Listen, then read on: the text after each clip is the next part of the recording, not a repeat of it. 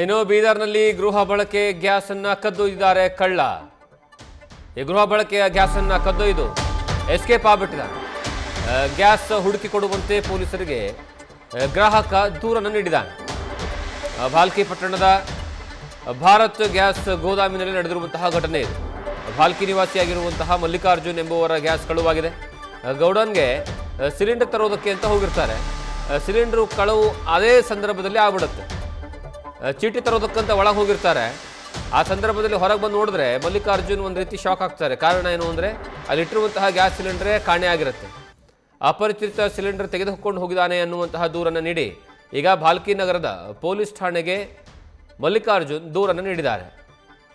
ಆ ಘಟನಾ ಸ್ಥಳಕ್ಕೆ ಪೊಲೀಸರು ಸಹ ಬಂದಿರುವಂತಹ ದೃಶ್ಯಾವಳಿಗಳನ್ನು ನೋಡ್ತಾ ಇದ್ದಾರೆ ನೀವು.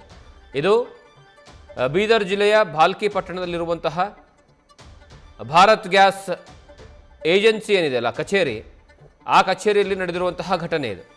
ಇತ್ತೀಚೆಗೆ ಈ ರೀತಿಯಾಗಿ ಗ್ಯಾಸ್ ಕಳುವು ಸರ್ವೇ ಸಾಮಾನ್ಯ ಆದಂತಹ ರೀತಿಯಲ್ಲಿ ಕಾಣಿಸ್ತಾ ಇದೆ. ಈ ಹಿಂದೆ ಚನ್ನಪಟ್ಟಣದಲ್ಲೂ ಸಹ ಗ್ಯಾಸ್ ಸಿಲಿಂಡರ್ ಕಳ್ಳತನ ಆಗಿತ್ತು. ಬೆಂಗಳೂರಿನಲ್ಲಿ ಗ್ಯಾಸ್ ಸಿಲಿಂಡರ್ ಕಳ್ಳತನ ಆಗಿತ್ತು. ಈಗ ಬೀದರ್ನಲ್ಲೂ ಸಹ ಗ್ಯಾಸ್ ಸಿಲಿಂಡರ್ ಕಳ್ಳತನದ ವರದಿ ಆಗ್ತಾ ಇದೆ. ಅಂದರೆ ಎಷ್ಟರ ಮಟ್ಟಿಗೆ ಈ ಗ್ಯಾಸ್ ಅಭಾವ ಆಗಿದೆ ಅನ್ನೋದಕ್ಕೆ ಬೆಸ್ಟ್ ಎಕ್ಸಾಂಪಲ್ ಇದು.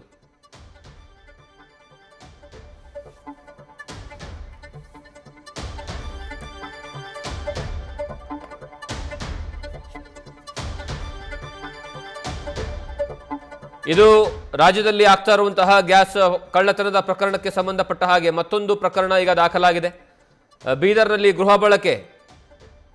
ಬಳಕೆಯ ಸಿಲಿಂಡರ್ನ ಕಳ್ಳತನವನ್ನು ಮಾಡಿ ಖದೀಮ ಏಕಾಏಕಿ ಅಲ್ಲಿಂದ ಎಸ್ಕೇಪ್ ಆಗಿದ್ದಾನೆ. ಏನಿಲ್ಲ, ಸಿಲಿಂಡರ್ ತರೋದಕ್ಕಂತ ಮಲ್ಲಿಕಾರ್ಜುನ್ ಅನ್ನುವಂತಹ ವ್ಯಕ್ತಿಯ ಒಂದು ಭಾರತ್ ಗ್ಯಾಸ್ ಏಜೆನ್ಸಿ ಹತ್ರ ಹೋಗ್ತಾರೆ. ಆ ಸಂದರ್ಭದಲ್ಲಿ ಆ ಸಿಲಿಂಡರ್ನ ಹೊರಗಡೆ ಇಟ್ಟು ಒಳಗಡೆ ಕಚೇರಿ ಒಳಗಡೆ ಹೋಗಿ ಆ ಚೀಟಿನ ತೆಗೆದುಕೊಂಡು ಬರಬೇಕು ಅನ್ನುವಂತಹ ಕಾರಣಕ್ಕಾಗಿ ಏನು ಒಳಗೆ ಹೋಗ್ತಾರಲ್ಲ, ಒಳಗೆ ಹೋಗಿ ಹೊರಗೆ ಬರೋಷ್ಟರಲ್ಲಿ ಯಾರೊಬ್ಬ ವ್ಯಕ್ತಿ, ಅಪರಿಚಿತ ವ್ಯಕ್ತಿ ಬಂದು ಆ ಸಿಲಿಂಡರ್ನ ಎತ್ಕೊಂಡು ಹೋಗ್ಬಿಟ್ಟಿದ್ದಾನೆ. ಇದು ಈಗ ಗ್ರಾಮೀಣ ಭಾಗಗಳಲ್ಲಿ, ಸಿಟಿಗಳಲ್ಲಾದರೆ ನಿಮಗೆ 25 ದಿವಸಗಳ ಕಾಲಾವಕಾಶವನ್ನು ಕೊಡಲಾಗಿದೆ. ಒಂದು ಸಿಲಿಂಡರ್ ಬುಕ್ ಮಾಡಿ ಮತ್ತೊಂದು ಸಿಲಿಂಡರ್ ಬುಕ್ ಮಾಡೋದಕ್ಕೆ ಅದರ ಸಮಯ 25 ದಿವಸ. ಆದರೆ ಅದನ್ನು ಹೊರತುಪಡಿಸಿ ನೀವು ಗ್ರಾಮೀಣ ಪ್ರದೇಶಗಳಲ್ಲಿ ತೆಗೆದುಕೊಳ್ಳಬೇಕು ಅಂದರೆ 45 ದಿವಸ. ಈ ಕಾರಣಕ್ಕಾಗಿ ಗ್ರಾಮೀಣ ಪ್ರದೇಶಗಳಲ್ಲಿ ಹೆಚ್ಚಿನ ಅಭಾವ ಸೃಷ್ಟಿಯಾಗಿರೋ ರೀತಿಯಲ್ಲಿ ಕಾಣಿಸ್ತಾ ಇದೆ.